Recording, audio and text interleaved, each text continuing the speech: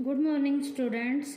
Today's topic is types of cooperative society में fourth society हम करने जा रहे हैं जिसका नाम है कोऑपरेटिव मार्केटिंग सोसाइटीज़। बेटा ये कोऑपरेटिव मार्केटिंग सोसाइटी इसके क्रिएटर में small producers and artisans role play करते हैं। इसका मतलब इस सोसाइटी को शुरू करने में छोटे लेवल के प्रोड्यूसर और जो कारीगर होते हैं, जो आर्टिशियन होते हैं, वो क्रिएटर में रोल प्ले करते हैं। और जो ये स्मॉल प्रोड्यूसर और आर्टिशियन है, ये कैसे रोल प्ले करते हैं, क्यों करते हैं? Who face difficulties in attaining the selling their products at handsome profit single handed.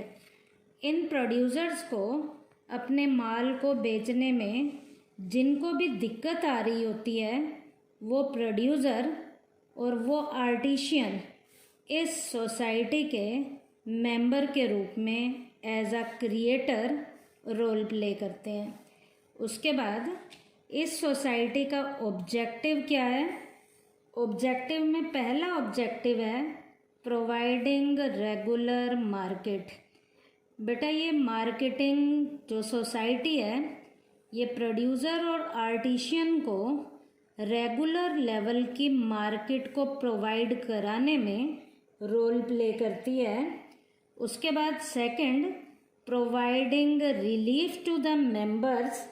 ये अपने मेंबर्स को रिलीफ देने में, रिलीफ का मतलब कहीं ना कहीं इनका शोषण हो रहा होता है, तो शोषण से बचाना भी इस सोसाइटी का मेन पर्पस है। ये सोसाइटी कैसे मेंबर्स को रिलीफ देती है? मान लीजिए बीच में कोई मिडल मैन इनका शोषण कर रहा है, तो उन मिडल मैन से, उनके शोषण से बचाने में ये सोसाइटी इन मेंबर्स की प्रॉपर हेल्प करती है। उसके बाद कोऑपरेटिव मार्केटिंग सोसाइटी के बेसिक फंक्शन क्या क्या हैं? पहला है collecting goods from the members. Member से गुड्स को कलेक्ट करना इसका मेन काम है। दूसरा, selling the collecting goods at reasonable price.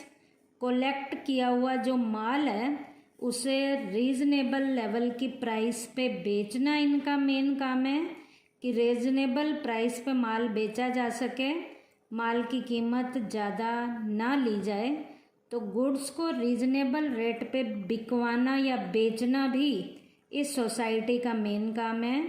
उसके बाद है taking care of the mall practices during trade deals. जितनी भी ट्रेड लेवल की डील्स हो रही हैं, उनको शोषण से बचाना, उनका कोई गलत तरीके से उपयोग कर रहा है उससे बचाना भी, उनसे उनकी रक्षा करना भी इस सोसाइटी का मेन पर्पस है। कैसे? Like checking fraud in accounts and using false weight. मान लीजिए नाप तोल गलत आ रहा है, तो नाप तोल को सही करवाना इसका मेन पर्पस होगा। या कहीं भी कोई फ्रॉड वगैरह हो रहा है तो फ्रॉड को चेक करना इनका मेन पर्पस होगा।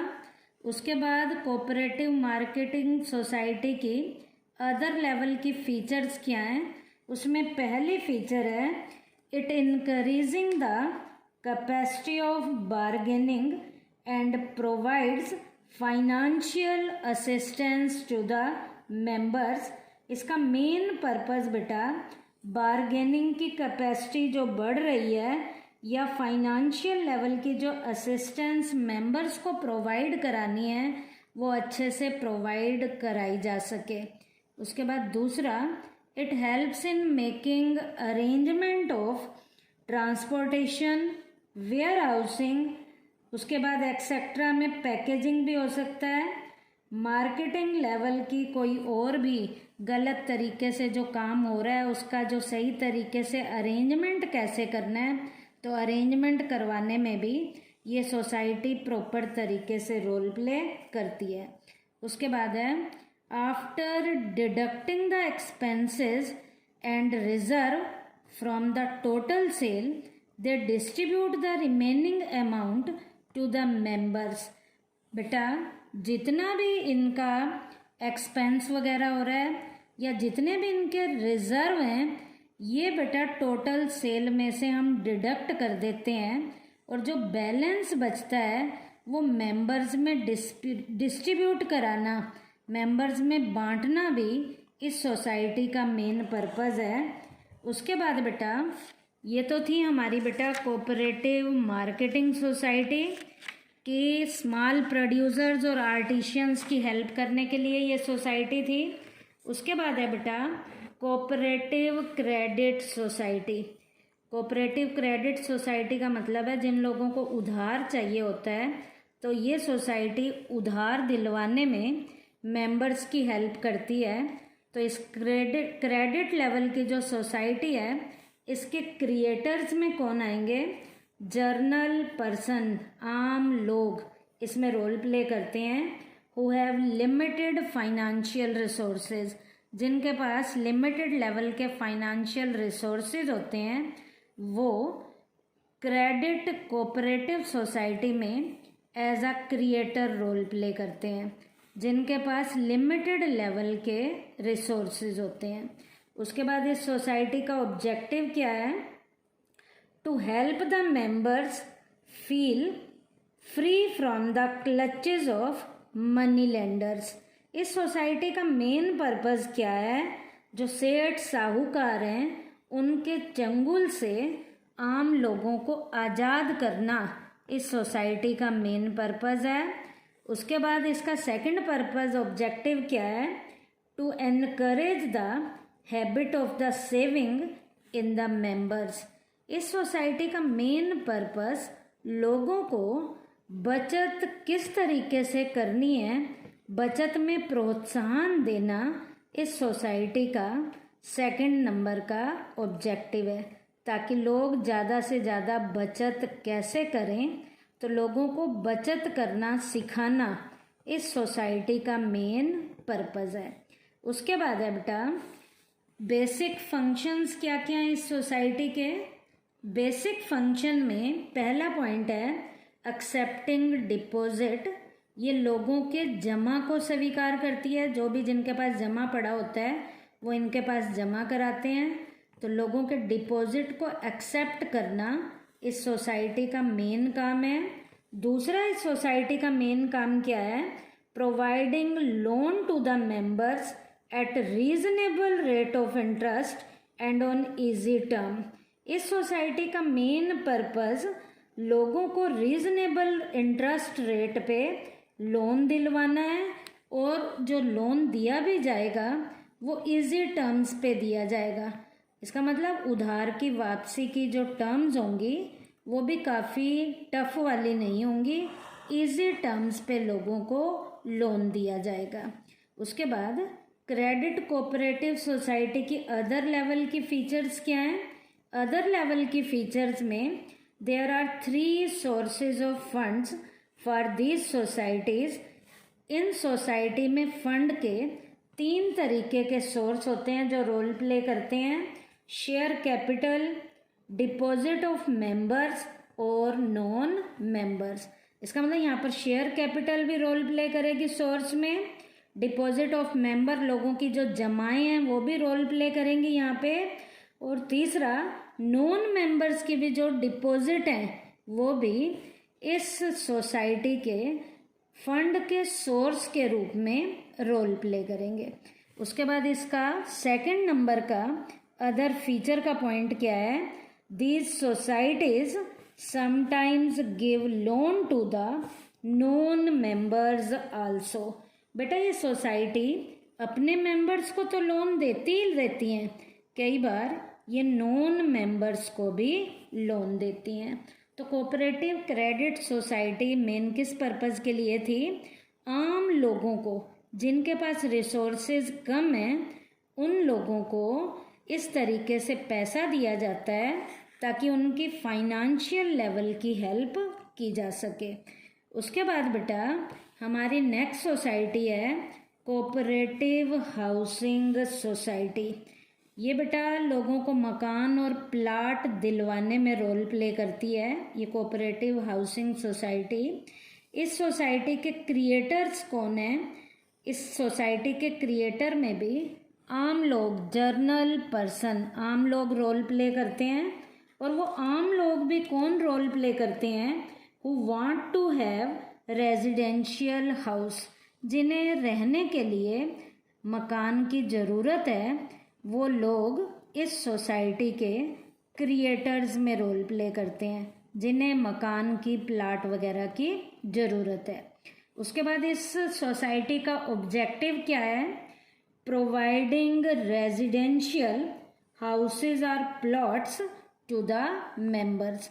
इस सोसाइटी का मेन पर्पस लोगों को रेजिडेंशियल लेवल के हाउस और प्लॉट्स दिलवाना, जो इनके मेंबर हैं उनका मेन जो है ऑब्जेक्टिव है कि जिन मेंबर्स के पास अपने मकान नहीं है या जिनके पास अपने प्लॉट्स नहीं हैं, उनको मकान और प्लॉट दिलवाना इस सोसाइटी का मेन ऑब्जेक्टिव है।